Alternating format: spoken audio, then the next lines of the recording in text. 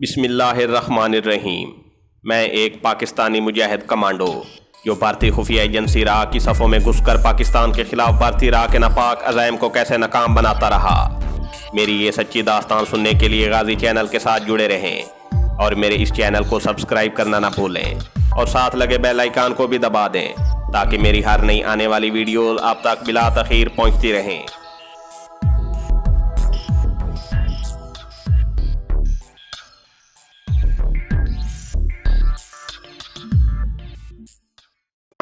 इन तीनों को इनके खुफिया ठिकाने तक पहुंचाने के बाद तुम धर्मचंद मनसूबाबंदी करोगे कि शहर में किस रोज़ कहां पर बम का धमाका करना है। इसके साथ ही तुम और शीला इन लोगों से अलग होकर प्रकाश खन्ना की रहनुमाई में अमेरिका से आए पाकिस्तानी मियाँ बीवी की हैसियत से पहले किसी अच्छे से होटल में क़याम करोगे। फिर कोई आलीशान फ्लैट लेकर रहने लगोगे जहाँ तुम ऊंची सोसाइटी के लोगों की दावतें करके उनसे दोस्तियाँ बढ़ाओगे और तुम्हारी ख़ास तवज्जो पुलिस के महकमे के ऐसे अफसरों की तरफ होगी जो ऐशो इशरत के दिलदादा हों। यूँ उन लोगों को अपने शीशे में उतार कर शीला उनसे ये राज मालूम करने की कोशिश करेगी कि हमारे गिरफ्तार शुदा भारतीय दहशतगर्दों को पुलिस ने किस जगह रखा हुआ है। इसके बाद ये फैसला तुम लोग खुद करोगे कि तुम्हें अपने इंडियन दहशतगर्दों को वहाँ से किस तरह फरार कराना होगा। मेरा ख्याल है धर्मचंद और शीला तुम दोनों मामले की तह तक पहुँच गए होगे। मैंने इस बात में सर हिलाया और शीला ने मुस्कुराते हुए कहा, मैं समझ गई हूँ श्रीमान जी। बालाजी ने उसे डांट कर कहा, खबरदार, श्रीमान जी नहीं, मुझे हजूर कहो। तुमको इस किस्म के सारे लफ्ज़ बुला देने होंगे। फिर से फिक्रा बोलो। शीला एकदम संजीदा हो गई और कहने लगी, मैं समझ गई हुजूर। हाँ, अब ठीक है। शाम को मैं और बालाजी बम्बई वापस आ गए। रात को खाना खाने से पहले बालाजी ने बियर की बोतलें मंगवा लीं। एक गिलास मेरे सामने रख दिया। मैंने कहा, सर आज पीने को दिल नहीं मानता, तबीयत ख़राब सी है। बालाजी ने बियर मेरे गिलास में अंडेलते हुए कहा, धर्मचंद, तुम बियर बड़े शौक़ से पीते हो। याद है पिछली दफ़ा तुम बहुत बीमार थे मगर फिर भी बियर की 2 बोतलें चढ़ा गए थे। और फिर तुम्हें तो मालूम ही है कि बाल ठाकरे जी शाम को बियर ज़रूर पीते हैं। ये तो सारे भारत के लोग जानते हैं। बाल ठाकरे जी खुद भी कई बार अखबार वालों को कह चुके हैं कि मैं शाम को थोड़ी सी बियर ज़रूर पीता हूँ। चलो उठाओ गिलास। जब मैं मॉरिशस में था तो वहाँ कभी कभी बियर पी लिया करता था मगर इसके बाद मैंने इस किस्म की आदतों से तौबा कर ली थी। लेकिन यहाँ मेरी मजबूरी थी। मैंने बालाजी के गिलास के साथ गिलास टकराकर उसका एक घूंट पिया और गिलास मेज़ पर रख दिया। बालाजी आधा गिलास घटाघट पी गया और सिगार सुलगाकर उसके 2-3 कश लगाकर कहने लगा, अब बताओ शीला कैसी लड़की है, पसंद आई तुम्हें? मैंने कहा, इस मिशन के लिए बड़ा सूट करती है मगर मुझे बड़बोली सी लगती है। बालाजी ने जवाब में कहा, ये तुम्हें सिर्फ ऐसी लगती है, असल में वो ऐसी है नहीं। पूरा दरिया पीकर होंठ खुश्क रखने वाली औरत है, तुम्हें फ़ौरन मालूम हो जाएगा। ये पाकिस्तान में तुम्हारी बीवी बनकर तुम्हारे साथ रहेगी। तुम भी इसे अपनी पत्नी ही समझना। झिझकने की ज़रूरत नहीं। अगर तुम झिझकते रहे तो तुम पाकिस्तान में मियाँ बीवी की सही अदाकारी नहीं कर सकोगे। तुम मेरे पॉइंट को समझ गए हो ना धर्मचंद? जी हाँ, समझ गया हूँ सर, बिल्कुल समझ गया हूँ। बालाजी ने खुश होकर कहा, धर्मचंद, तुम्हारा बोलने का अंदाज़ बिल्कुल मुसलमानों वाला हो गया है। पहले तो तुम हिंदी के बड़े अल्फाज बोला करते थे, अब बड़ी असली उर्दू बोलने लगे हो। मैंने फ़ौरन जवाब दिया, सर एक तो ये हमारी ड्यूटी है कि हम बेहतर से बेहतर उर्दू बोलें और दूसरी बात यह है कि इस दफ़ा काफ़ी दिनों तक पाकिस्तान में पुलिस का मेहमान रहा हूँ। वहाँ रहकर उर्दू बोलने की मज़ीद आदत पड़ गई है। ये हमारे मिशन के लिए बड़ी अच्छी बात है। इस्लामाबाद में तुम्हें और शीला को बड़ा मोहतात होकर रहना होगा। तुम्हारी किसी बात से ये ज़ाहिर नहीं होना चाहिए कि तुम दोनों मुसलमान नहीं बल्कि हिंदू हो। हर इतवार को स्मगलर टाइप के नए नए अमीर बने हुए लोगों की अपने फ्लैट पर दावतें करना और जिन लोगों का पुलिस के साथ मेल जोल हो उनको ज़रूर बुलाना। उनसे अपने दहशतगर्दों के बारे में मालूमात हासिल करना कि उन्हें किस जेल में रखा गया है और फिर उन्हें वहाँ से फ़रार कराने की कोशिश करना। रुपए पैसे की फ़िक्र न करना। रुपया पैसा तुम्हें भारतीय सफारत खाने से प्रकाश खन्ना के ज़रिए मिलता रहेगा। बालाजी दूसरे रोज़ खुद तो ट्रेनिंग सेंटर न गया लेकिन मुझे अपनी गाड़ी में ड्राइवर के साथ वहां भिजवा दिया ताकि मैं दहशतगर्दों को दी जाने वाली ट्रेनिंग की निगरानी भी करूं और शीला दर के साथ मज़ीद दोस्ती और बेतकल्फ़ी पैदा करूं। शीला के साथ बेतकल्लुफ़ होने में किसी किस्म की रुकावट का सवाल ही पैदा नहीं होता था। एक तो वो पहले ही बहुत खुल खेली हुई औरत थी, दूसरे उसे मालूम था कि हम एक बड़े अहम मिशन पर इकट्ठे और मियाँ बीवी की हैसियत से जा रहे हैं। चुनाचे दूसरी मुलाकात पर ही वो मुझसे खुलकर बातें करने लगी। धर्मचंद जी, तुम विस्की शौक़ से पीते हो या वाइन? मैं तो वाइन शौक़ से पीती हूँ। मैंने कह दिया कि मैं सिर्फ कभी कभी दावतों में थोड़ी सी बियर पी लेता हूँ। ये भी इसलिए कहना पड़ा कि मुझे मालूम था कि मुझे आगे चलकर दावतों में थोड़ी बहुत बियर ज़रूर पीना पड़ेगी। उस रोज़ दिन में थोड़ी देर के लिए बारिश भी हुई बारिश के दौरान हम बार के बरामदे में बैठकर गोवा की ब्लैक कॉफ़ी पीते और बातें करते रहे। मैंने उसे बताया कि मेरी पत्नी का नाम बमला है, बड़ी सीधी सादी देहाती औरत है। मैं ज़्यादातर बाहर ही रहता हूँ क्योंकि मेरे काम की नौयत ही ऐसी है। शीला कहने लगी, मैंने शादी नहीं की, मैं शादी को पसंद नहीं करती, मैं फ्री सेक्स की कायल हूँ, लेकिन अपनी पसंद का बहुत ख्याल रखती हूँ। क्या तुम कभी पाकिस्तान गई हो? शीला ने बड़ी तजस्सुस अमेज़ निगाहों से मेरी तरफ देखते हुए कहा। मैं पाकिस्तान सिर्फ एक बार गई थी, वो भी सिर्फ कराची से होकर वापस आ गई थी, लाहौर नहीं जा सकी। मेरे पिताजी और माताजी लाहौर के शरणार्थी थे और अमृतसर आकर आबाद हो गए थे। वो लोग लाहौर को बहुत याद किया करते थे। माताजी तो अपने लाहौर वाले मकान को याद करके रोया भी करती थी। तुमने तो लाहौर ज़रूर देखा होगा। मैंने कहा, मैं कई बार लाहौर में धमाके करने जा चुका हूँ। इस बार तुम्हारे साथ लाहौर की थोड़ी बहुत सैर ज़रूर करूँगा, मगर हमें बड़ा मुहतात रहना होगा क्योंकि लाहौर में खुफिया पुलिस अलर्ट हो चुकी है। बारिश कोई आधे घंटे बाद रुक गई। इलाका पहाड़ी था, वहाँ पानी कहीं भी खड़ा नहीं होता था। उस ट्रेनिंग सेंटर में 10 रोज़ तक ट्रेनिंग कोर्स जारी रहा। इसके बाद हम बम्बई आ गए। तीनों भारतीय दहशतगर्दों को शेफ सीना के हेड ऑफिस में ठहराया गया और मैं और शीला बालाजी की कोठी के गेस्ट हाउस में आ गए। यहाँ हमें अलग अलग कमरा दिया गया और बालाजी कहने लगे, अभी तुम मियाँ बीवी नहीं हो, इसलिए यहाँ मुंबई में अलग अलग कमरों में रहोगे। पाकिस्तान जाने के बाद तुम मियाँ बीवी बन जाओगे, वहाँ बेशक एक ही कमरे में रहना। इस दौरान मेरे और शीला के दरमियान मज़ीद बेतकल्फ़ी हो गई। मैंने देखा कि शीला पढ़ी लिखी खतून थी और बड़ी शगुफ्ता बातें करती थी और उसे दुनिया की सियासत और अंग्रेज़ी लिटरेचर से भी काफ़ी वाकफियत थी। मुंबई का मेट्रो सिनेमा मुंबई की मशहूर इमारत गेटवे ऑफ इंडिया के बिल्कुल सामने सड़क के पार वाक़या है।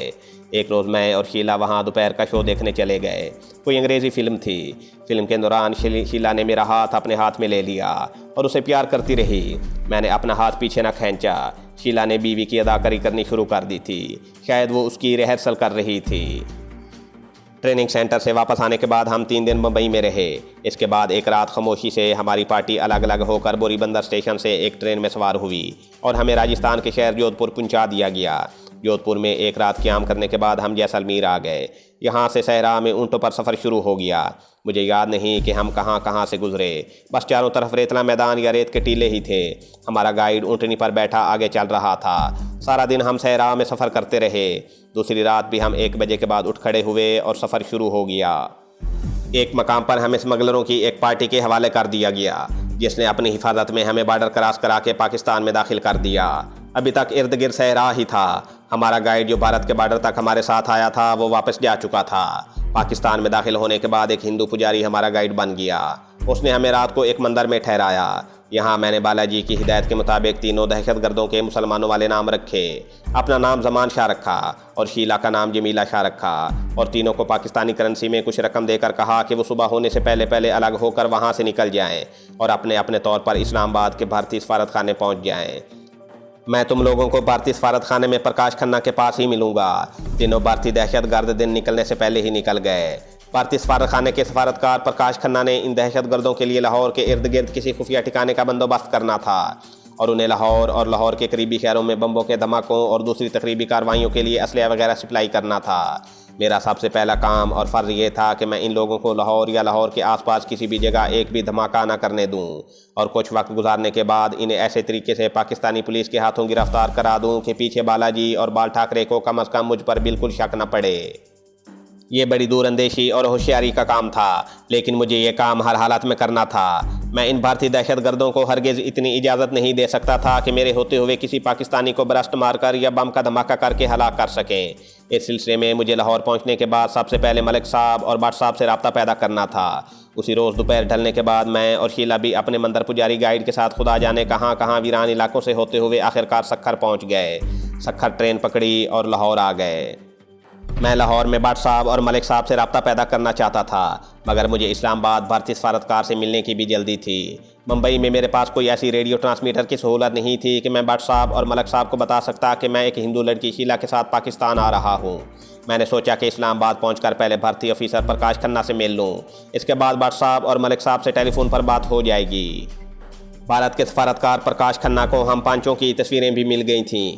और उसे हमारे मिशन के बारे में बता दिया गया था। मैं और शीला मुसलमान मियाँ बीवी के रूप में ये बहाना बनाकर भारतीय सफारत खाने गए कि हमारे कुछ रिश्तेदार जबलपुर में रहते हैं, हमें जबलपुर का वीज़ा लगवाना है। वहाँ बड़ी जल्दी प्रकाश खन्ना ने हमें पहचान लिया और मेरे साथ बातें करते हुए सबकी नज़रें बचाकर तय किया हुआ एक कागज़ मेरे हाथ में पकड़ा दिया।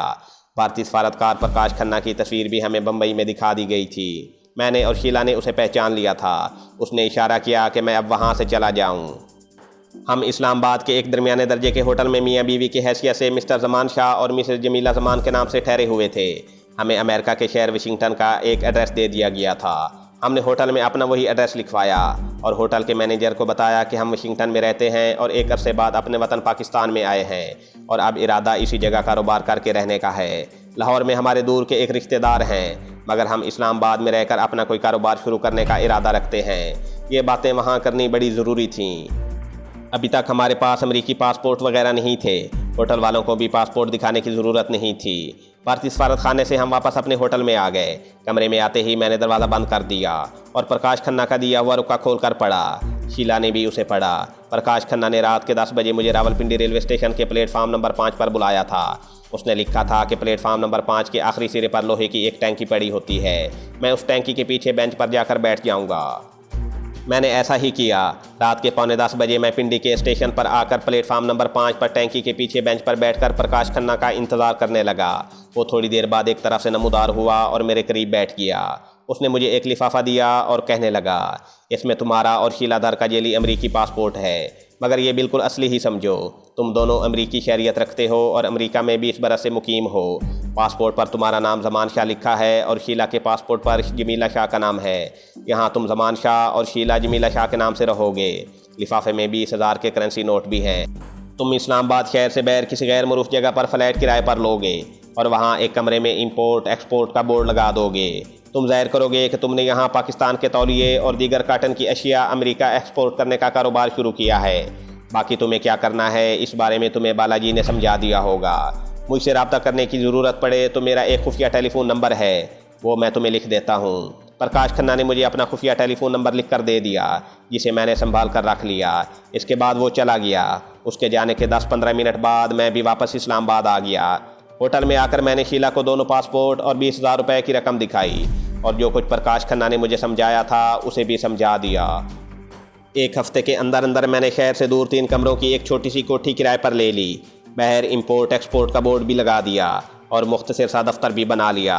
मुझे ऐसे लोगों के नाम और पते बता दिए गए थे जो नाजायज़ तरीक़ों से दौलत कमाकर अमीर बन गए थे और पार्टियों वगैरह में जाना बहुत पसंद करते थे। मेरे लिए यहाँ अब एक तरह का ख़तरा पैदा हो गया था। हकीकत ये थी कि मैं नकली मुसलमान नहीं था बल्कि पैदाइशी मुसलमान था और पाकिस्तानी था।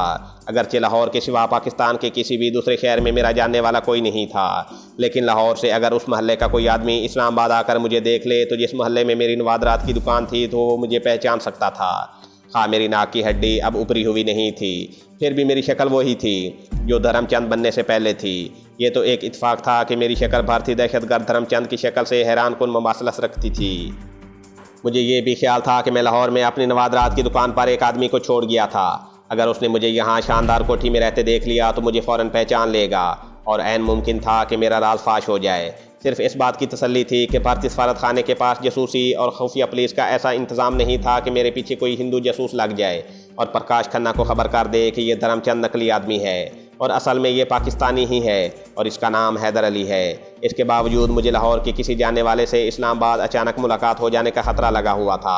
इसका हल मैंने यही सोचा कि भट्ट साहब और मलक साहब से रब्ता तो पैदा करना ही है। मैं उन्हें कहूँगा कि वो मेरी नवादरात वाली दुकान के सामान को औने पौने बेच कर उसे ख़त्म कर दें और वहाँ जो आदमी मैं बिठा आया हूँ उसे फारिग कर दें। इस सिलसिले में मैं भट्ट साहब को एक तहरीर भी दे सकता था कि मैं उन्हें इख्तियार देता हूँ कि ये मेरी दुकान के सामान को फ़रोख्त कर सकते हैं।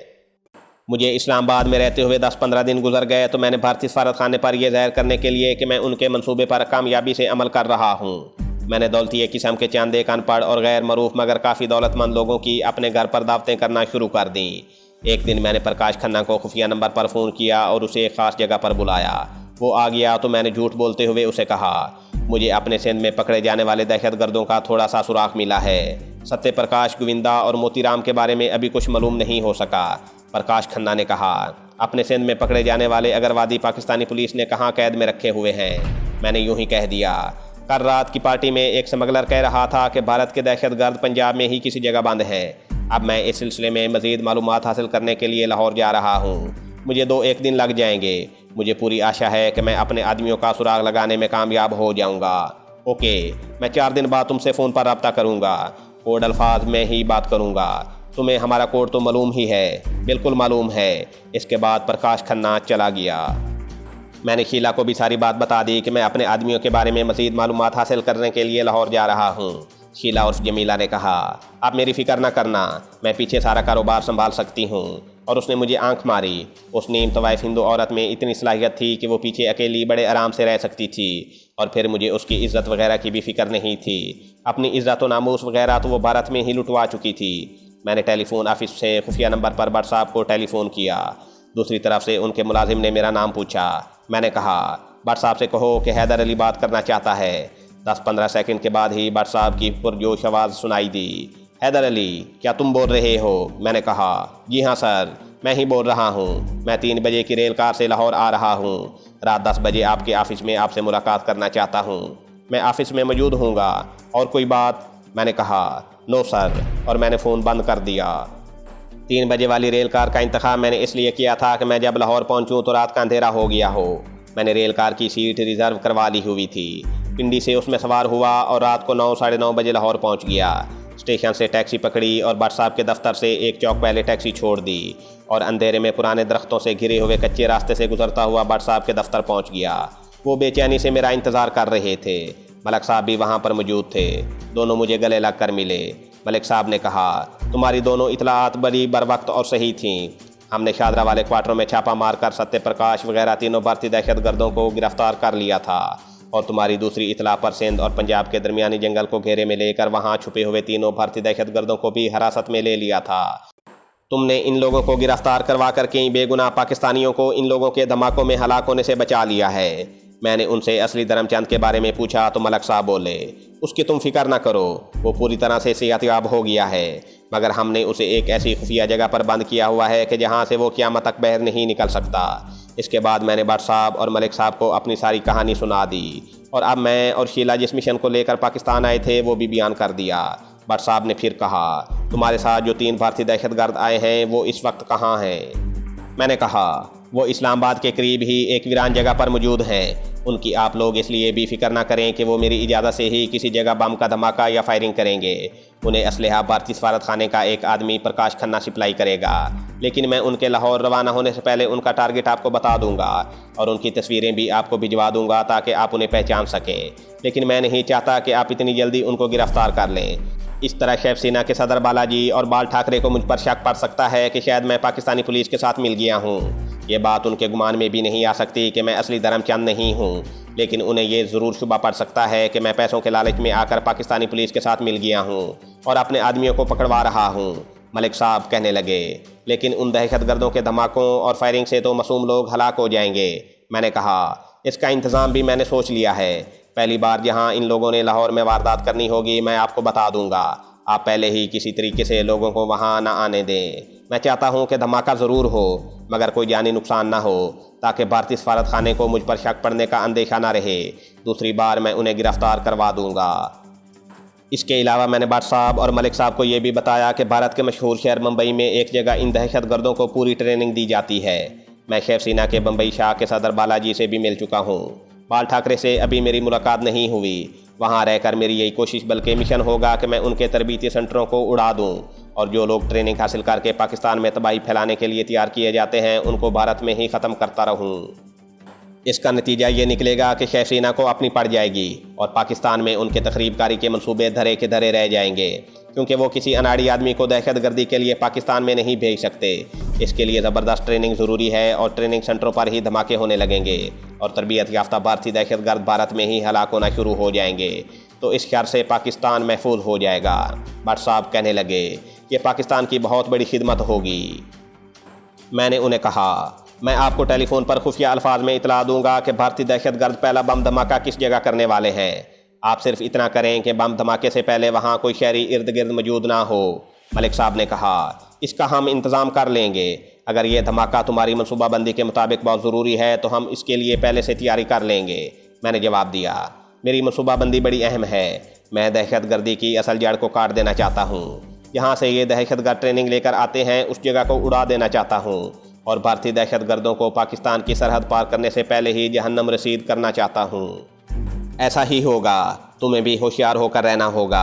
हमारी खुफिया पुलिस दूसरे मुल्कों के सफारतकारों और ख़ास तौर पर भारत के सफारती अमले के आदमियों की नकलो हरकत को अपनी निगाह में रखती है। तुम्हें यह सुनकर हैरानी नहीं होनी चाहिए कि तुम्हारे इस्लामाबाद आकर भारतीय सफारतकार प्रकाश खन्ना से पहली मुलाकात के साथ ही हमें खुफिया पुलिस ने इतला कर दी थी कि एक अजनबी जोड़ा इस्लामाबाद में आया है जिसके मर्द से प्रकाश खन्ना की खुफिया मुलाकात हुई है। मैं अपनी खुफिया पुलिस की कारकर्दगी पर बहुत खुश हुआ। मैंने कहा, बस अगर मुनासिब समझें तो अपनी खुफिया पुलिस के इस्लामाबाद वाले आदमियों को मेरे बारे में थोड़ा बहुत बता दें, ताकि ऐसा ना हो कि वो मुझे अचानक किसी जगह हिरासत में ले लें। इससे मुझे तो कोई नुकसान नहीं होगा, लेकिन मेरा वक्त ज़रूर ज़ाया होगा। भट्ट साहब ने मेरी इस बात को बड़ी तवज्जो से सुना और कुछ सोच कर कहा, इस बारे में हम जहाँ तक मुनासिब हुआ ज़रूर करेंगे। इसके बाद मैंने उन्हें बताया कि मेरी लाहौर वाली दुकान के सामान को औने पौने बिकवा दें। मैंने उन्हें इख्तियारनामा भी लिख कर दे दिया और ये ज़ाहिर किया कि मैं मॉरिशस में ही आबाद हो गया हूँ और अपनी दुकान का सामान फ़रोख्त करने का हामिल दस्तावेज़ हाजा को इख्तियार देता हूँ। अगरचे इसमें बड़ी पेचीदगियाँ हुआ करती हैं, मगर ये मुल्की मुफाद का मामला था। मलिक साहब ने कहा, तुम बेफिक्र हो जाओ, ये काम हो जाएगा और तुम्हारी दुकान के मुलाजिम को भी रुख्सत कर दिया जाएगा। वो रात मैंने वहीं बसर की। मुँह अंधेरे पहली रेल कार में सवार होकर वापस इस्लामाबाद आ गया। शीला और जमीला मुझे देखकर बड़ी हैरान हुई। तुमने तो कहा था कि मुझे 2-3 दिन लाहौर में लग जाएंगे, मगर तुम तो एक ही रात में वापस आ गए। मैंने कहा, काम जल्दी हो गया था। मैंने एक जगह चुन ली है जहां अपने आदमी बम धमाका करेंगे। उसी रोज़ शाम को मैंने प्रकाश खन्ना से रब्ता पैदा करके उसे मुलाकात वक्त और जगह बताई। ये मुलाकात शहर से दूर एक गैर आबादी पहाड़ी इलाके में हुई। मैंने प्रकाश खन्ना से कहा, मैं लाहौर में बम स्पॉट देख आया हूँ। मैं चाहता हूँ कि हम अपने तीनों आदमियों में से सिर्फ एक आदमी को बम देकर लाहौर भेजें। आप उसे ज़रूरी असलिया वगैरह सप्लाई करने का इंतज़ाम करें। प्रकाश खन्ना ने पूछा, लाहौर में किस जगह ये बम धमाका किया जाएगा? मैंने जानबूझकर ऐसी जगह सोची थी जहां लोग ज़्यादा ना हों। तो मैंने कहा, यह धमाका करशन नगर से छावनी जाने वाली बस में किया जाएगा। हमारा आदमी रीगल वाले बस स्टॉप से बस में बम रख कर फरार हो जाएगा। बम में टाइम डिवाइस होगी। ये रिमोट कंट्रोल वाला बम नहीं होगा। बम टाइम डिवाइस का बटन ऑन करने के 10 मिनट बाद ही फटेगा। उस वक्त ये बस लाहौर छावनी की हदूद में दाखिल हो चुकी होगी। मैं चाहता हूँ कि इस बार छावनी में धमाका हो। प्रकाश खन्ना बहुत खुश हुआ और कहने लगा, ये बिल्कुल मुनासिब रहेगा। अभी तक हमारे किसी आदमी ने लाहौर छावनी में धमाका नहीं किया। मैंने कहा, आप अपने आदमी को आज सुबह ही बम और उसको अपनी हिफाजत के लिए पिस्तौल देकर लाहौर रवाना कर दें। वो रात किसी होटल या सराय में या किसी और महफूज जगह पर गुजारेगा और सुबह जब लोग दफ्तरों वगैरह को जाते हैं और बसों में रश होता है तो वो रीगल चौक से बस में सवार होकर बम का थैला सीट के नीचे रखकर बस के चलने से पहले ही ज़रूरी काम का बहाना बनाकर उतर जाएगा। हमारे आदमियों को लाहौर की सड़कों के बारे में पूरी मालूमात हैं, उसकी आप फिक्र न करें। प्रकाश खन्ना बोला, मैं 1 घंटे में उस आदमी को आपके पास भेज देता हूँ। ये तीनों आदमी शहर से बाहर एक वीरान जगह पर छुपे हुए हैं।